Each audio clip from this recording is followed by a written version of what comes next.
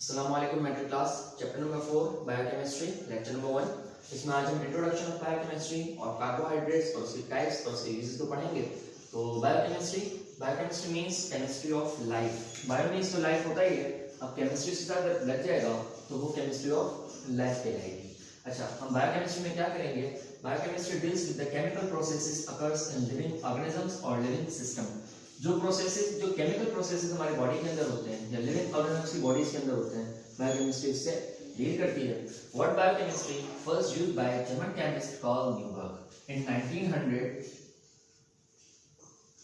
ठीक है, 1903 में पहली मर्तबा बायोकेमिस्ट्री का वर्ड जो है वो जर्मन केमिस्ट कार्ल न्यूबर्ग ने यूज किया था। ठीक है, इसकी कॉइन, इस टर्म की कॉइन रखी थी। ठीक है, अच्छा, अब कार्बोहाइड्रेट्स हैं तो carbohydrates is the natural occurring compound which is an important component of our food.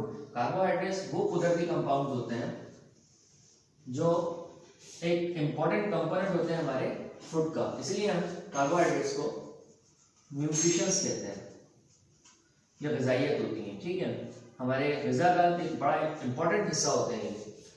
Carbohydrates contain carbon, hydrogen and oxygen. Carbohydrate में तीन एलिमेंट्स होते हैं, कार्बन, हाइड्रोजन, ठीक है जी, ड्रेट्स ऑक्सीजन।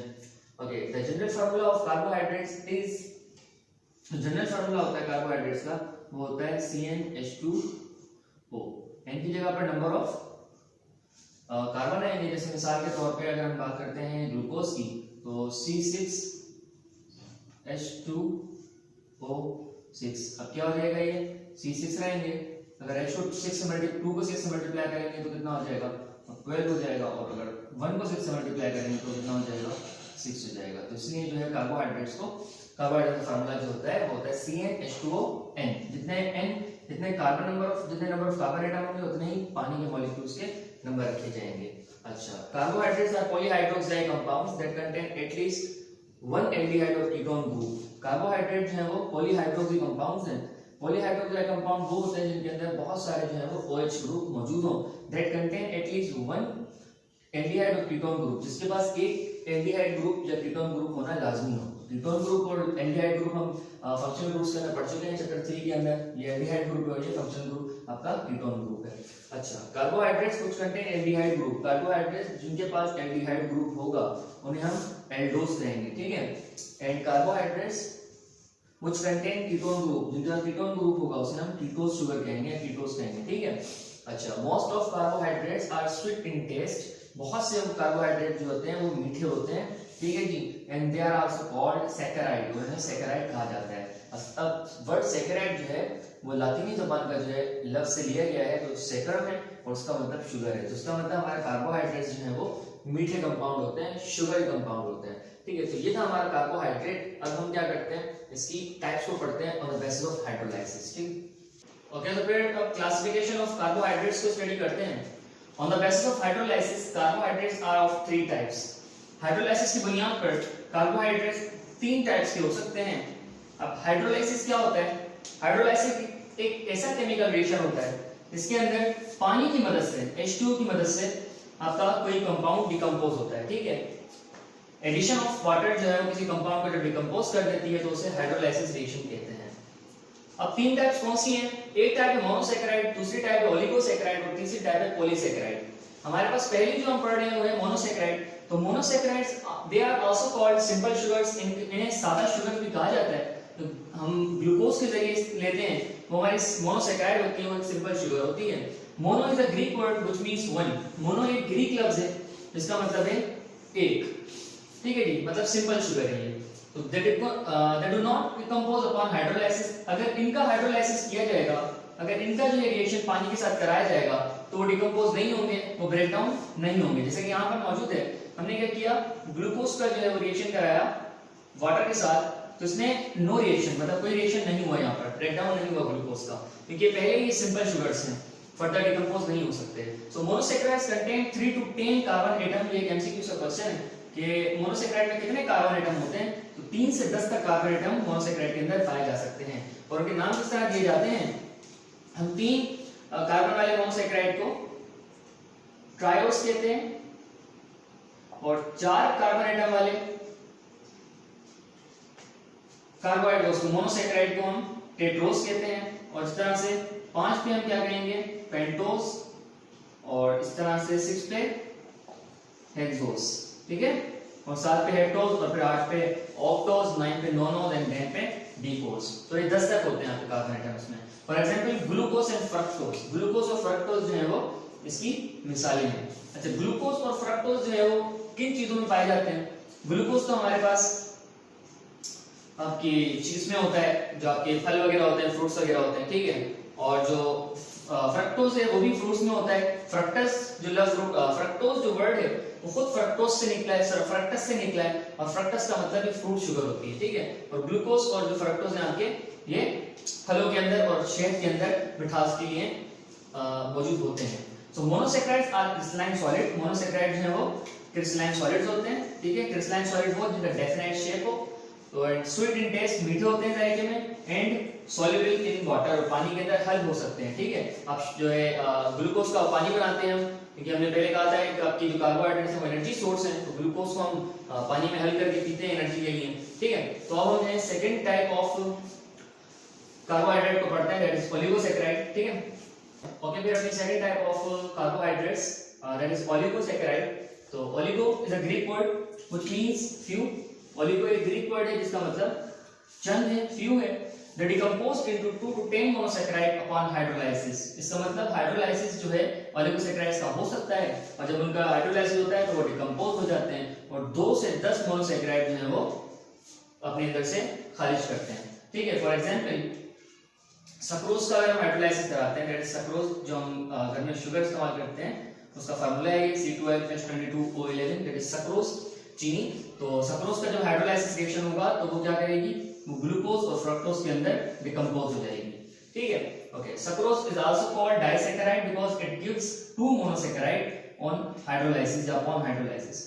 तो सक्रोज जो है वो जिस तरह हमने देखा हाइड्रोलाइसिस हुआ तो 2 आपके वो मोनोसैकेराइड के अंदर टूट गया, ठीक है, तो इसलिए हम सक्रोज को डाइसैकेराइड भी कहते हैं, ठीक है। Okay, in oligosaccharide monosaccharides are connected with each other by glycosidic linkage. Monosaccharide जुड़ते हैं आपस में तो एक क्या बनता है आपका, एक ओलिगोसैकेराइड बनता है, और जब ओलिगोसैकेराइड टूटता है तो वो मोनोसैकेराइड के अंदर डिकम्पोज हो जाता है। तो जिस बॉन्ड के जरिए 2 मोनोसैकेराइड जुड़ जाते हैं और वो ओलिगोसैकेराइड की फॉर्मेशन करते हैं, तो उस बॉन्ड को हम कहते हैं, उस लिंकेज को कहते हैं ग्लाइकोसाइडिक लिंकेज, ठीक है। तो ये इस लाइन का मतलब है कि oligosaccharide monosaccharides are connected with each other by glycosidic linkage. Glycosidic linkage के जरिए मोनोसैकेराइड्स जुड़ के ओलिगोसैकेराइड की फॉर्मेशन करते हैं। For example sucrose, maltose and lactose. Sucrose और माल्टोज और लैक्टोज जो है वो इसकी सिंपल एग्जांपल्स हैं। अच्छा, उसके बाद ओलिगोसैकेराइड्स आर क्रिस्टलाइन सॉलिड्स। जो ओलिगोसैकेराइड भी आपके क्रिस्टलाइन सॉलिड्स हैं, चीनी अगर आप देखें तो क्रिस्टल स्ट्रक्चर में होती है, ठीक है, स्वीट मीठे होते हैं, एंड सॉल्युबल इन वाटर, पानी के अंदर हल्के हो जाते हैं, ठीक है। तो ये है हमारे ओलिगोसैकेराइड, जिन्हें हम डाइसैकेराइड भी कहते हैं। अब हमारे पास जो है अपनी लास्ट टाइप ऑफ कार्बोहाइड्रेट है पॉलीसैकेराइड, अब उसकी तरफ चलते हैं। ओके, फिर अपनी last type of carbohydrate that is polysaccharides को पढ़ते हैं। तो polysaccharide is a Greek word which means many. Polysaccharide एक ग्रीक लफ्ज है, मतलब पॉली एक ग्रीक लफ्ज है जिसका मतलब है मेनी, सैकेराइड्स तो क्या शुगर को कहते हैं। So they decompose into more than 10 monosaccharides. इनका जो डिकम्पोजिशन होती है हाइड्रोलाइसिस में, तो कितने कार्बन निकलते हैं, कितने मोनोसैकेराइड्स निकलते हैं, 10 मोनोसैकेराइड्स जो निकलते हैं जब इनका हाइड्रोलाइसिस होता है, जब ये डिकम्पोज होते हैं। For example starch that is C6H10O5। Starch का अगर हाइड्रोलाइसिस होगा तो उसके अंदर से नंबर ऑफ मोनोसैकेराइड जो है वो डिकम्पोज होकर निकलेंगे, ठीक है। So they are also called polymeric carbohydrates. इसी वजह से इनको पॉलीमेरिक कार्बोहाइड्रेट भी कहा जाता है। पॉलीमेरिक मतलब मेनी शुगर जिसके अंदर मौजूद हो। For example cellulose, starch and glycogen. इनकी मिसालें हैं सेल्यूलोज जो हमारे सेल वॉल में होते हैं, ठीक है, और स्टार्च जो हमारा निशास्ता इसे कहते हैं हम, और ग्लाइकोजन जो एक कार्बोहाइड्रेट है जो कि हमारे लिवर में मौजूद होता है, तो स्टोर होती है एनर्जी एज अ ग्लाइकोजन हमारे लिवर के अंदर, ठीक है। इसके बारे में आगे बात करेंगे जिसके अंदर। तो polysaccharide are amorphous solid. Polysaccharide जो है वो अमॉर्फस सॉलिड्स हैं, मतलब इनका कोई डेफिनेट शेप नहीं होता, एंड टेस्टलेस, कोई जायका भी नहीं होता इनका, एंड इनसॉल्युबल इन वाटर, और पानी के अंदर जो है वो ये हल भी नहीं होते हैं। अब ये क्या है, टेस्टलेस है। इसकी मैं एक मिसाल दे देता हूँ। जो हम रोटी खाते हैं और रोटी भी जो है सेल्यूलोज से बनती है, गंदम से बनती है, ठीक है। तो अगर हम जब उसके ऐसे मुंह में रखते हैं, अगर आटे को आप मुंह में रखें तो कोई जायका नहीं होगा, ठीक है, वो मीठा नहीं होता। लेकिन जब अगर आप थोड़ी देर के लिए आटे को मुंह में रखते हैं और उसे च्यू करते हैं, थोड़ा सा रोटी को चबाते हैं, ठीक है, तो क्या होगा, वो रोटी जो है वो मीठी होना शुरू हो जाएगी। वो मीठी क्यों होना शुरू हो जाएगी, वो इस वजह से मीठी होती है क्योंकि हमारे जो सलाइवा है उसके अंदर एक केमिकल होता है दैट इज अमाइलेज, ठीक है। उस अमाइलेज का जो है वो रिएक्शन होगा आपके सेल्यूलोज के साथ, और सेल्यूलोज जो है वो ब्रेक डाउन हो जाएगा, जैसे हमने यहाँ पढ़ा, डिकम्पोज इनटू मेनी मोनोसैकेराइड। तो क्या होगा, जो स्टार्ट जब हाइड्रोलाइसिस होगा उसका हमारे सलाइवा की वजह से, अमाइलेज की वजह से, तो उसमें हमें मीठा जायका लगना शुरू हो जाएगा, मतलब मोनोसैकेराइड्स के अंदर कन्वर्ट होना शुरू हो जाएगा, ठीक है। अब हमारा लास्ट है इस लेक्चर का topic that is uses of carbohydrates, हम उसको स्टडी करते हैं, ठीक है।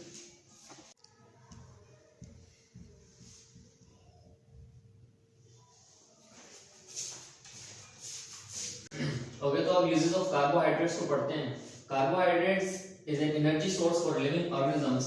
तमाम ही जानदारों के लिए कार्बोहाइड्रेट्स जो है वो एनर्जी सोर्स है, सही है। The sustain structure of plants, इनके जरिए ही जो है स्ट्रक्चर ऑफ प्लांट जो है वो बनता है और बरकरार रहता है।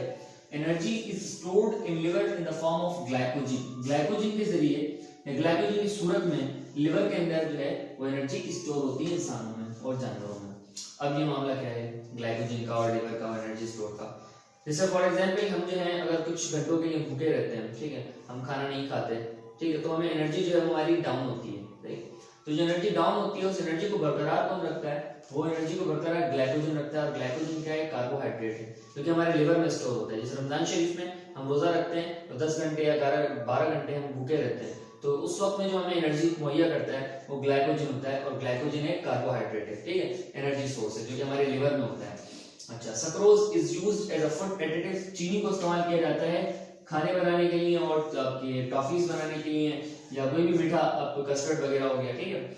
अच्छा, cellulose is a fibrous carbohydrate which helps in digestion.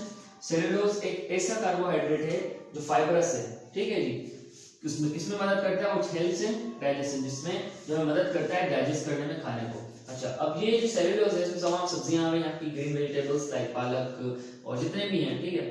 तो इनका काम क्या होता है, ये लीफी सब्जियां होती हैं, इनका काम ये होता है कि जो हम खाना खाते हैं इंटेस्टाइन के अंदर से होकर गुजरता है, ठीक है, तो उस खाने को ये फाइब्रस है तो पुश करती हैं आगे जाने, ताकि वो खाना जो है वो डाइजेस्ट हो जाए और हम सही तरह अपने खाने को हजम कर सकें।